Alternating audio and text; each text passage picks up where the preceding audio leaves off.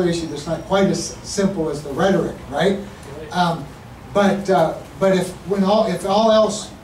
everyone else were to fail us, there's one friend that never has, and that's Israel. We need to be there for them, just like they are for us. And frankly, a democratic, solid, friendly presence in the Middle East is pretty important to America's best interest, even if we didn't have a biblical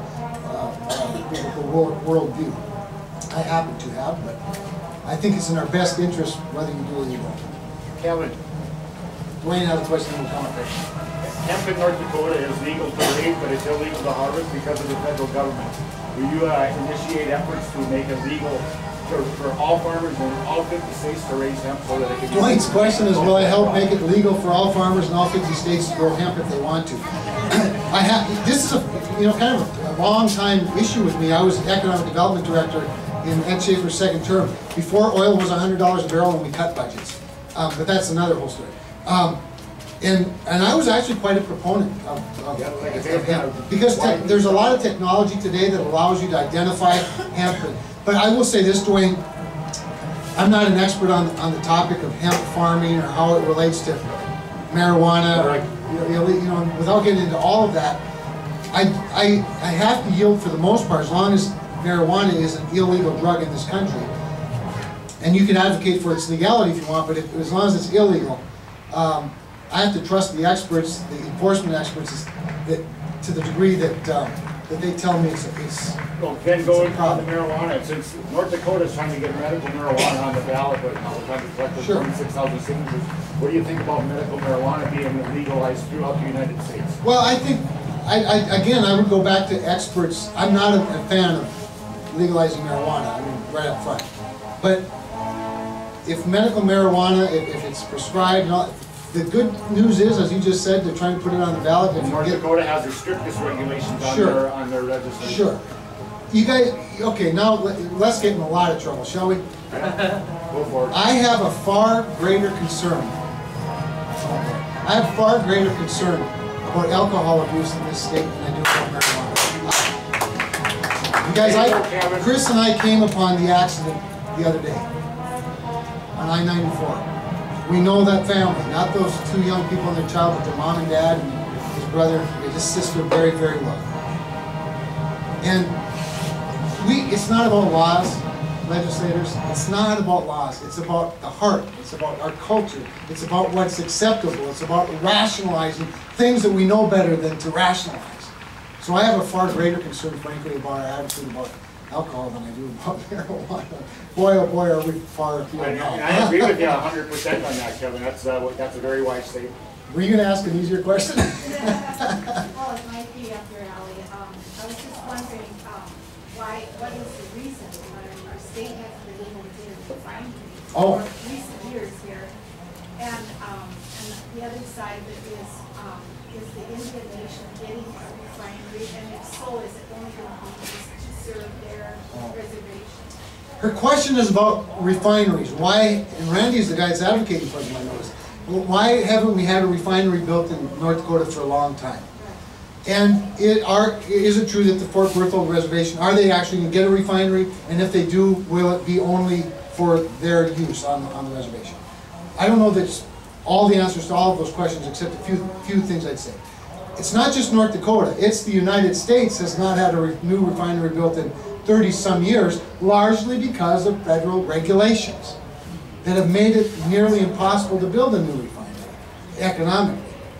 Now, it sounds to me like that the Fort Berthold Indian Reservation is going to build a refinery. It sounds like MDU Resources Group, or a subsidiary of MDU, is going to build one as well out in Dickinson. Here's what I know about the economics of oil and gas and refining. I carry the oil and gas and CO2 pipeline portfolio, as well as the refinery and gas processing portfolios, along with the coal mining portfolio on the Public Service Commission. And there was a study funded by the Department of Energy a few years ago that was overseen by the North Dakota Association of Rural Electric Cooperatives to look at the feasibility of building another refinery in North Dakota. We have one that Tesoro owns down in Mandan. And the economics, and I've read a lot of economic studies on this issue, and the economics in this study came back the same as all of them. Refining petroleum products works best closest to the final market. In other words, it makes a lot more economic sense to move the raw commodity to the refiners that are in the big population centers, which is why they're in Chicago and closer to Minneapolis and Oklahoma City and then the Gulf Coast where some of it's actually exported, and several other places in the East Coast and West Coast. So this study showed that again, it's very, very difficult. And the most economical refiners are very large refiners. We already export half of the refined product that is produced in North Dakota. So the economics didn't work. So how is it that one can be built in Fort Berthold, one can be built in Dickinson, and perhaps one other one more in the Williston area? What the report did show, Matt, you were probably even on the committee that heard this, was that there is, not surprising, there is a large market for refined petroleum in the form of diesel fuel in North Dakota. And it's always perplexed me that Tesoro would run short of diesel fuel during the spring and the fall, because planting and harvest happens the same time pretty much every year. It's a little bit like a restaurant laying off half its staff at noon. I never could understand. But anyway, supply and demand economics. Interestingly, the oil industry uses a ton of diesel, as you might imagine. You hear about the trucks, right, and all the other machinery. So there is a huge market for it in western North Dakota. The other entity, and Randy knows this, that uses a lot of diesel are the coal mines. The coal mines use so much diesel, and you cannot afford to shut down a coal mine for more than a few hours, certainly not more than a couple of days. Because of course you shut down a coal mine, you shut down a power plant. And so the coal mines have had to invest lots of money in storage capacity just for those times, those moments when there is a low supply of diesel. So there are some investments being made in small-scale diesel refineries in North Dakota.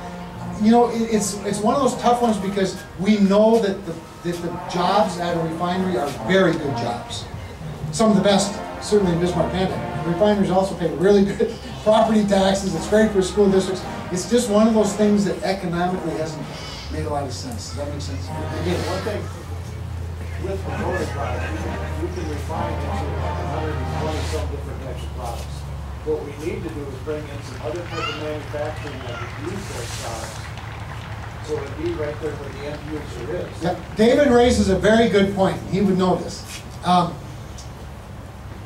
One of the challenges with moving refined product, because you might say, yeah, but if Enbridge has this big pipeline that goes to Clearbrook and Minnesota, why couldn't it take diesel or refined product instead of oil? Part of it is that there are 120 or so different products that you refine from the raw commodity, and if you don't have a market for all those various things, you batch it when you ship it, and it's complicated to move to market. Here's one of the interesting things to me, and I've been thinking a lot about this lately. Natural gas. You hear a lot about the flaring of natural gas. We've seen, ONEOK out of Tulsa has invested about $1.8 billion in processing and gathering. Other companies like Hess have spent billions. We are building out the processing for natural gas in the state. Not as fast as the oil, but it's being done. Well, there are lots of wonderful byproducts, and one of the things that's rich about our gas is how rich our gas is, right? When gas is, pure natural gas as we know it, is $2.50 a million cubic feet in the Henry Hub Index, ours is worth about six and a half because it's so rich in liquids. So the Thane brothers, as I call them, butane, ethane, what are some of the others? They're used for different processes, not the least of which is plastics, petrochemicals. And now we're building a lot more pipelines to ship those products to other places. And what is it about plastics that we like? Very lightweight, very easy to move to markets. There are opportunities now with this Bakken to bring in industries that use those products and create the market that builds the refinery that you want to have built. To me, that's the next phase of developing the Bakken. You have all the other industries that can spring up as a result of it. But we have some other catching up to do in the infrastructure, including workforce and all of those things. Wow, you guys have worn me out.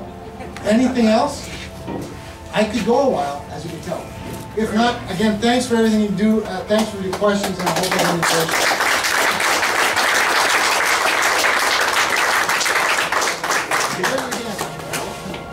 Jake, I didn't see who asked the question about the refineries, but if I could just add one thing to what Kevin said. Kevin talked about the study that showed that it just really wasn't going to work very well here in the state. That refinery at Dickinson, that MDU, or at Southard actually, that MDU is working on, I think it's a concept that probably was never even considered when that study was done. They've got a new concept because A, our Bakken crude produces a lot of diesel fuel. As Kevin was mentioning, that's what we need here. So what MDU is looking at is setting up this refinery, and it's not a full refining process that makes those dozens and dozens of products. They're basically going to refine the diesel off the top, and they have found a purchaser I think in the Illinois area or somewhere like that, that does not have the market for diesel, but needs the rest of the product for the plastics and those things. So rather than shipping out dozens of products, they can take the diesel off, ship it to one spot, and there it'll be the rest of the refining process will take place. And that's why that is such an exciting new proposal that they're working on. And that hopefully we can work with them and get them within the constraints of the law and not be damaging to anybody else and do a lot of good for the state.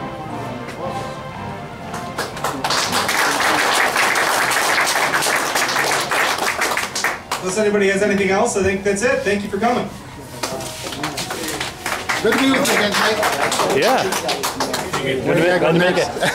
I don't know yet.